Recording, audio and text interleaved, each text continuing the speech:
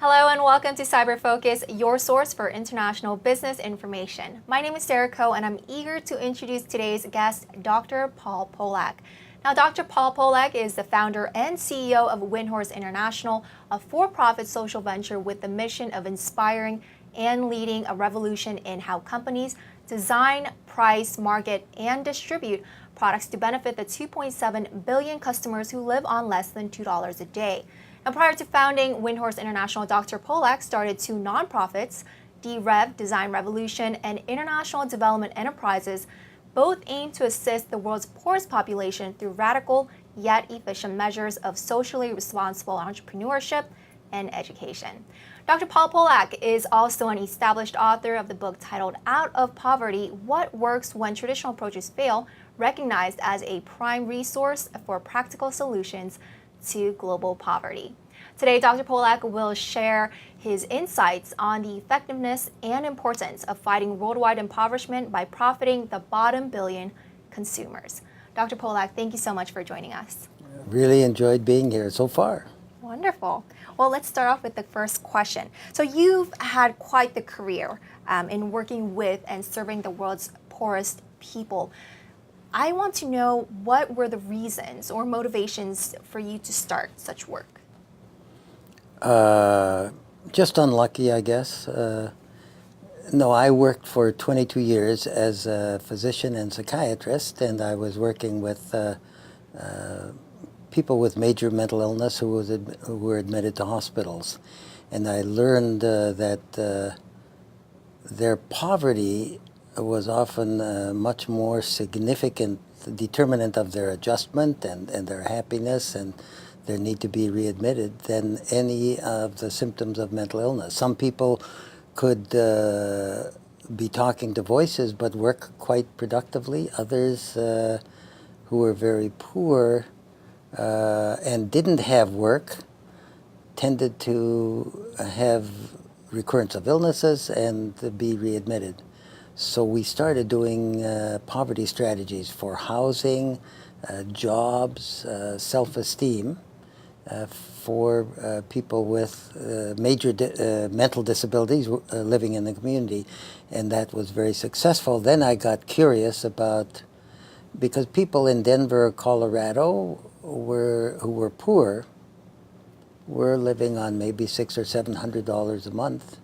But there were people living in Bangladesh in villages on $30 a month, and I got really curious about what those people's lives were like. I went and talked to them, and I got some fascinating kind of impressions and conversations with them, and I started doing the same things with them that I had been doing with people who were poor and maybe homeless in Denver, Colorado.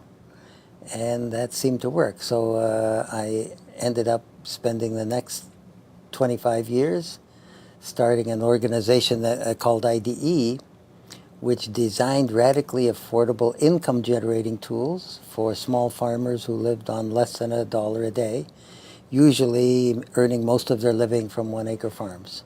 So that's sort of, it wasn't any aha moment, it just one step in front of the other. Well, you certainly have experience in both for-profits and nonprofits. Now, having done so, what do you think are some key notable differences in operating and managing one from the other? Well, I think that the biggest challenge that is unmet by development today is scale. And I think that in the first book, I talk about 3 poverty eradication myths. One of them is that you can donate people out of poverty. That's not possible in my experience. People who are poor have to take their own active role in moving out of poverty. And they can certainly benefit from a variety of tools and other things that other people can help them with. But you can't donate people out of poverty. In fact, quite often, charity has been counterproductive.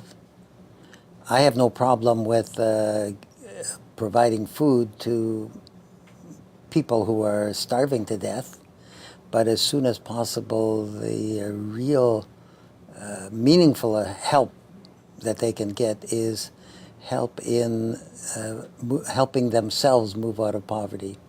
So that's what we've been focusing on. In the past 30 years, have tried all kinds of different things, including giving things away, partially charity and partially business. The thing that I found to be most useful and most sustainable is enterprise and creating new markets. So that's what I'm focusing on now.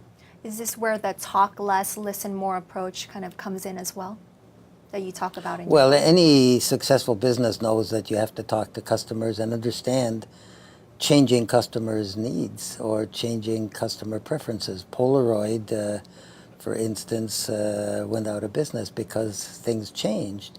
And the same is true for people who live on less than $2 a day. Marketers in this country who focus a lot on aspirational branding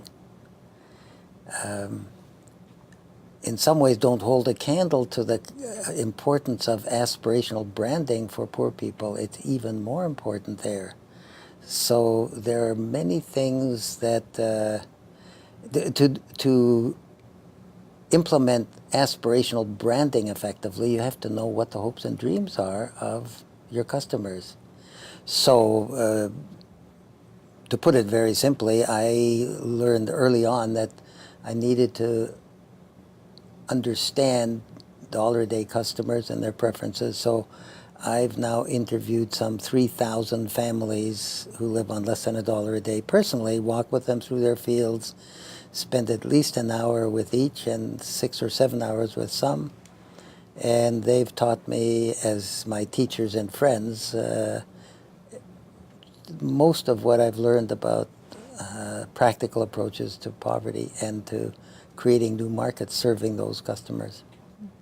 Well, you mentioned about Out of Poverty, one of your books, but also the Business Solutions to Poverty, Designing Products and Services for 3 Billion New Customers. That's also a book that you've co-authored. Having worked and having researched in this field, in your opinion, do you think that development and business or entrepreneurship can really grow hand in hand? I think that the only solution to poverty at scale is creating new markets.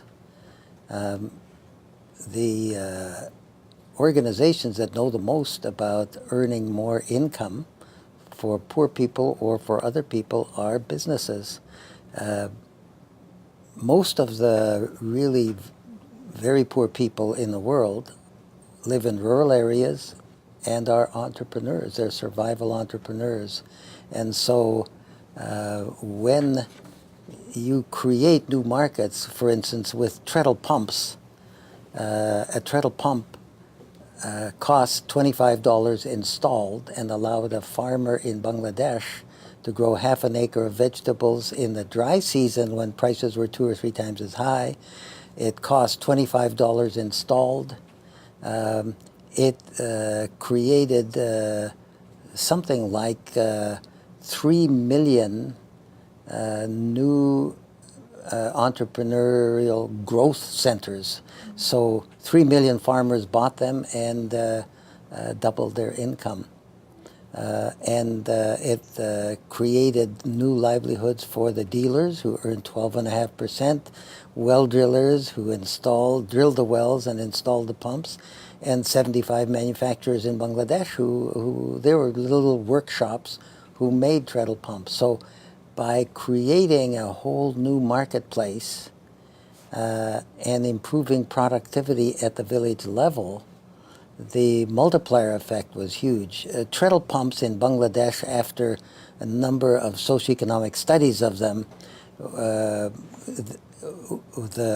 researchers concluded that they created as much of an impact on the economy of Bangladesh as the garment industry, which has become a little bit controversial lately. Well, you're scheduled to give a speech about scaling profitable innovations at the bottom of the pyramid tonight here at Indiana University Kelley School of Business MBA Net Impact event. So having said that, what do you think were some of your most memorable and profitable innovations and programs that you were involved in that really benefited the underserved population? Well, the treadle pump, when we sold 1 million treadle pumps at a fair market price, that created a huge impact in Bangladesh, but mostly now there are several both non-profit development organizations and other social enterprises that have reached a target of 1 million poor customers, and that was considered not possible 30 years ago. The other thing is that we're working on 3 major businesses now.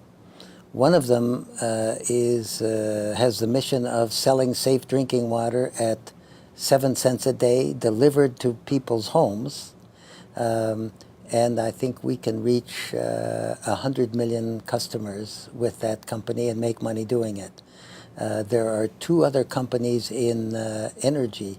One of them has taken advantage of a group of rocket scientists from a space agency who have designed a solar pumping system that is 1/5 the cost of conventional. And we're getting ready to mass market that. And still a third company is working on a radically affordable way of converting agricultural waste and invasive species of plants to a green replacement for coal. So all of these are huge opportunities, high risk, and I'm having a lot of fun trying to make these things profitable and scalable. Well, wrapping things up, as a veteran in this field, what would you encourage or suggest to this up-and-coming young generation of entrepreneurs who are very much interested in following your footsteps?